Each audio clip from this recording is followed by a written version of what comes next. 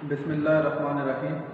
आज हम FSc part 2 के लेक्चर नंबर 8 का आगाज़ करने जा रहे हैं। आज का हमारा टॉपिक होगा इलेक्ट्रिक पोटेंशियल। तो इलेक्ट्रिक पोटेंशियल से रिलेटेड एमसीक्यूज़ का आगाज़ करते हैं। हमारा फर्स्ट एमसीक्यूज़ है, if unit positive charge move against electric field it's potential energy will decrease, increase, same या डेसिपेटेड। तो अगर हम यूनिट पॉजिटिव चार्ज को इलेक्ट्रिक फील्ड के अगेंस्ट मूव करें तो उसमें पोटेंशियल एनर्जी जो है वो इंक्रीज होगी। सेम ऐसे ही जैसे कि हम किसी बॉडी को अगेंस्ट द इलेक्ट्रिक फील्ड जो है वो उठाएंगे, अर्थ के ग्रेविटेशनल फील्ड के खिलाफ अगर हम उसको ऊपर लेके जाएं तो उसमें ग्रेविटेशनल पोटेंशियल एनर्जी जो है वो स्टोर होती है। ऐसे ही अगर हम चार्ज को इलेक्ट्रिक फील्ड के अगेंस्ट मूव करेंगे तो उसमें पोटेंशियल एनर्जी जो है वो इंक्रीज होगी। तो यहाँ पे बी ऑप्शन इंक्रीज जो है वो करेक्ट होगा। नंबर 2 है, work done in carrying a unit positive charge from one point two another in equilibrium is potential difference, electric potential, absolute potential या ऑल ऑफ दी। तो पोटेंशियल डिफरेंस जो है ये वर्क डन है in carrying a unit positive charge from one point two another point in the equilibrium. तो यहाँ पे potential difference A option correct होगा। नंबर 3 है, the relation between potential difference and electrical potential energy. Potential difference और electrical potential energy में क्या relation है? तो पोटेंशियल डिफरेंस जो है that be equal to work done per unit charge, और वर्क जो है ये पोटेंशियल एनर्जी के इक्वल होता है। तो potential difference is equal to potential energy per unit charge. तो यहाँ पे number C option potential difference is equal to potential energy per unit charge correct होगा। नंबर 4 है, the amount of work done in moving 5 coulomb charge through a potential of 10 volt is। अगर हम 5 coulomb charge, अगर charge की value जो है वो 5 coulomb है और पोटेंशियल जो है ये 10 वोल्ट है, तो वर्क क्या होगा? तो potential is equal to work done per unit charge. तो work is equal to potential multiply by charge. तो पोटेंशियल 10 चार्ज 5, तो 10 into 5 50 जूल। तो नंबर सी ऑप्शन 50 जूल जो है ये करेक्ट होगा। नंबर 5 है, 1 वोल्ट इज इक्वल टू। तो 1 वोल्ट किसके इक्वल है? तो यहाँ से आप देख सकते हैं कि del B is equal to work done per unit charge. तो वर्क का यूनिट जो है वो जूल है और चार्ज का यूनिट कूलम है। तो 1 volt is equal to 1 joule over 1 coulomb. तो यहाँ पे number D option 1 joule over 1 coulomb correct होगा। नंबर 6 है, electric potential of earth is taken as. Earth के इलेक्ट्रिक पोटेंशियल को हम रेफरेंस लेते हैं और हर रेफरेंस पॉइंट का इलेक्ट्रिक पोटेंशियल जो है वो 0 रखा जाता है। तो अर्थ को अगर हम रेफरेंस रखते हैं तो रेफरेंस की वजह से इसका पोटेंशियल जो है वो क्या होगा? पॉजिटिव, नेगेटिव, इंफिनिटी या 0। तो रेफरेंस के तौर पर इसका पोटेंशियल जो है वो 0 होगा। तो डी ऑप्शन 0 करेक्ट होगा। नंबर 7 है, work done in bringing a unit positive charge from infinity to that point is called. अगर हम किसी चार्ज को इंफिनिटी से फील्ड के अंदर लेके आए तो ये वर्क जो है ये क्या कहलाएगा? Electric potential, absolute potential, both A and B या नॉन ऑफ दी। तो इलेक्ट्रिकल पोटेंशियल, एब्सोल्यूट पोटेंशियल या सिर्फ पोटेंशियल, ये एक ही चीज़ों के नाम हैं और इनके लिए हम चार्ज को जो रेफरेंस पॉइंट होता है वो इन्फिनिटी से लेके आते हैं जहाँ पे पोटेंशियल 0 होता है। तो बोथ क्वांटिटी जब हम किसी भी चार्ज को इन्फिनिटी से लेके आएंगे तो उसको पोटेंशियल को हम इलेक्ट्रिक पोटेंशियल भी कहेंगे, एब्सोल्यूट पोटेंशियल भी कहेंगे। तो C option both A and B जो है वो करेक्ट होगा। नंबर 8 है, which one is a scalar quantity. इनमें से कौन सी स्केलर है? पोटेंशियल, पोटेंशियल डिफरेंस या एब्सोल्यूट पोटेंशियल। तो ये ऑल ऑफ दीज क्वांटिटीज जो हैं ये स्केलर क्वांटिटीज हैं। तो number D all of these correct होगा। नंबर 9 है, and other name of electrical potential energy per unit charge. Electrical potential energy per unit charge को हम क्या कहते हैं? Electrical potential, electric flux, electrical intensity या इलेक्ट्रिक फील्ड। तो यहाँ से रिलेशन है del B is equal to del U over Q.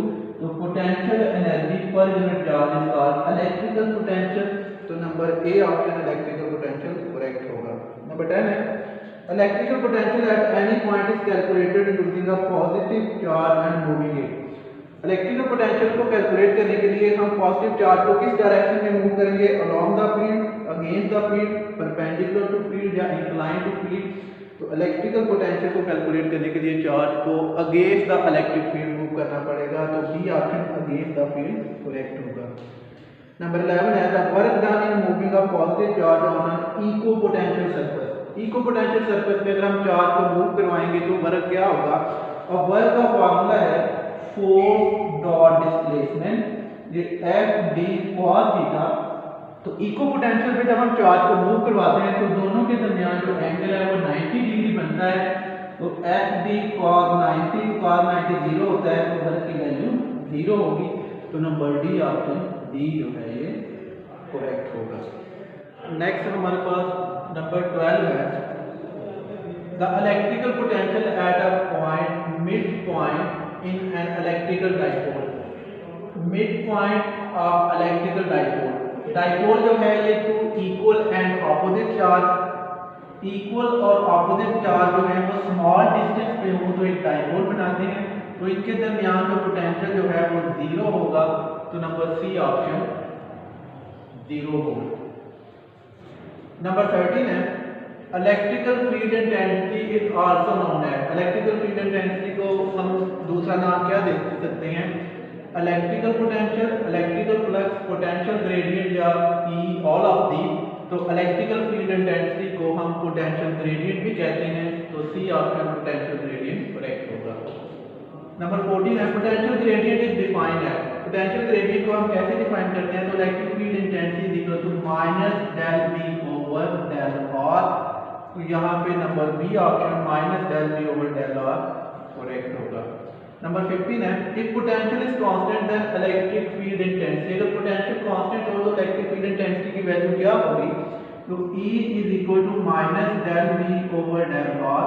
अगर B पोटेंशियल कांस्टेंट है तो डेल V जो है वो 0 होगा। तो E is equal to 0 over del R.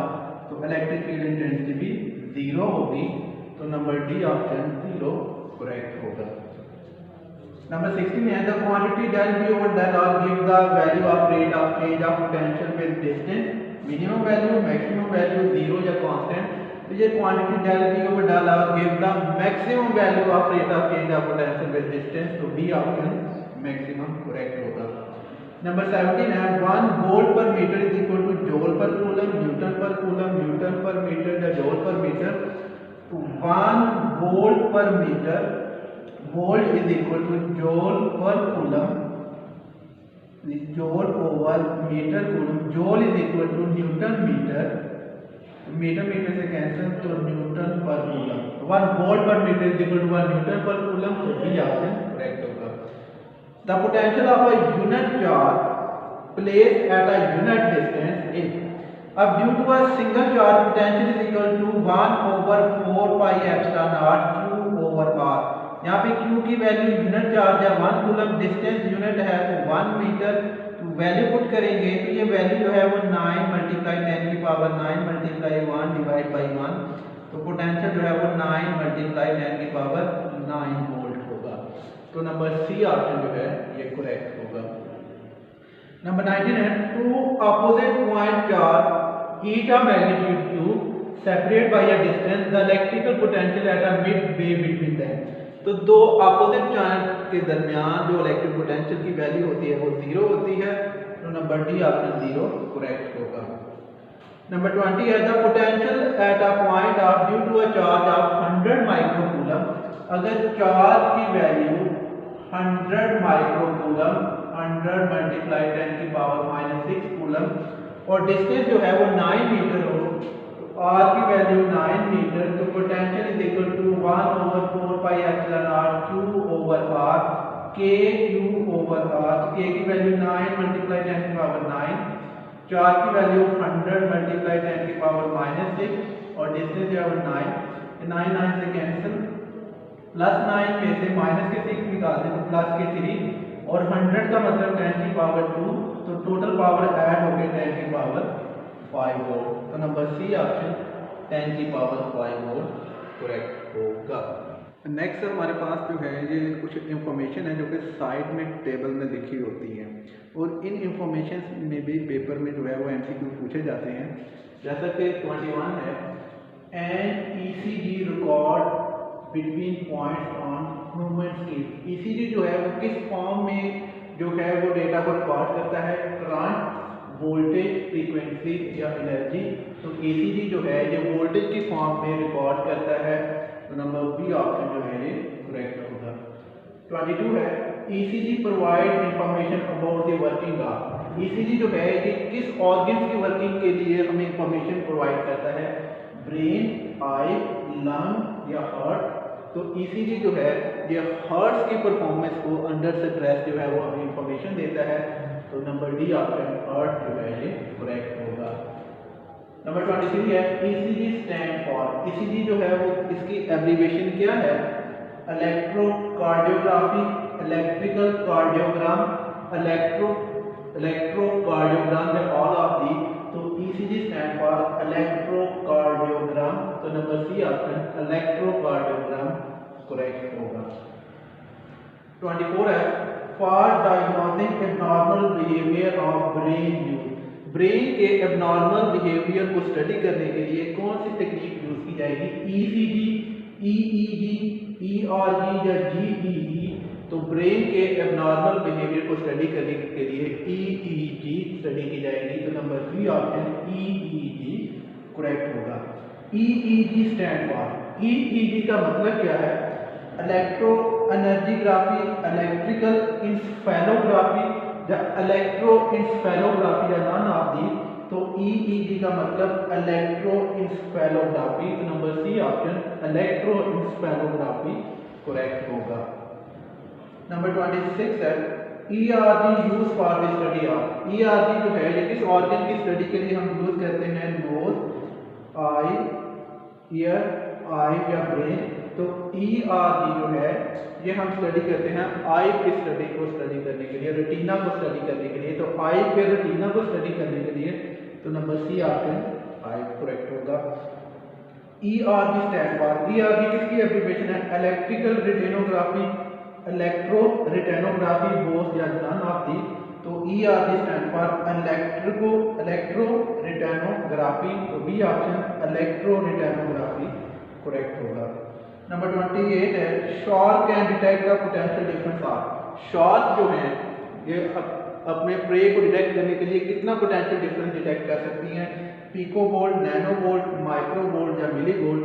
तो शार्क जो है ये नैनो वोल्ट तक जो है वो पोटेंशियल को डिटेक्ट कर सकती हैं, तो B option nanovolt correct होगा। नंबर 29 है, fish and other sea creature produce. Fishes और दूसरी समुद्री मखलूक़ात जो हैं वो अपने शिकार को तलाश करने के लिए अपने अराउंड कौन सा फील्ड प्रोड्यूस कर लेती हैं, chemical field, electrical field, magnetic field या ऑल ऑफ दी। तो फिशेस जो हैं वो अपने अराउंड जो है एक इलेक्ट्रिकल फील्ड जो है वो जनरेट कर लेती हैं, तो B option electrical field correct होगा। नंबर 30 है, शार्क है स्पेशल ऑर्गन्स कॉल्ड। शार्क में स्पेशल ऑर्गन होते हैं, तो हम क्या कहते हैं, एम्पुलाई, लोरेंजिनी, एम्पलीट्यूड ऑफ लोरेंजिनी या एम्पुलाई ऑफ लोरेंजिनी। तो नंबर डी ऑप्शन एम्पुलाई ऑफ लोरेंजिनी ये करेक्ट होगा। इसके साथ ही आज के हमारे लेक्चर का इंतजाम होता है। कल इंशाल्लाह एक नए लेक्चर के साथ हाजिर होंगे। अल्लाह हाफ़िज़।